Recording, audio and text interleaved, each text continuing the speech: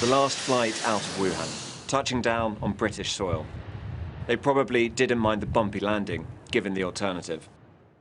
105 British citizens and their families were on board, along with 95 European nationals and their families. They have spent weeks at the epicenter of the outbreak in China, where tens of thousands of people have been infected and hundreds have died. So this is home and this is safety. They're not quite out of the woods. They'll have to spend 2 weeks in quarantine here in Milton Keynes. Still on the way to the airport, still on a completely empty motorway. The flight was the final one organised by the Foreign Office. But not everyone made it. Josh Skarratts, a teacher, travelled through roadblocks on empty streets to the airport. Just about to arrive. Last day in Wuhan for a while. Everything was set for the early morning departure. We are currently waiting to go through customs. But this was as close as he got. He failed an initial temperature check. And even though he passed the subsequent ones, Chinese authorities would not let him board. Listening to a plane that you're not on, that you could have been on, but you're not on because you failed a temperature check. Back then to Wuhan, and this was the transport. The only transport available at the moment.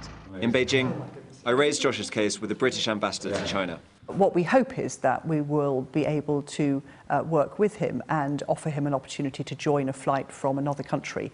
We've already had British citizens on flights from France and from New Zealand, so I know that there are other flights coming in, and we will help him to make sure that he can leave if that's what he wants to do still. Back at my place now. In the meantime, Josh must wait. It's quite heart-wrenching, to be honest, because I was telling my family, my friends that I was coming back. I was looking forward to coming back and seeing everybody and being out of an area where it's quite possibly dangerous to be in. And now I'm still here.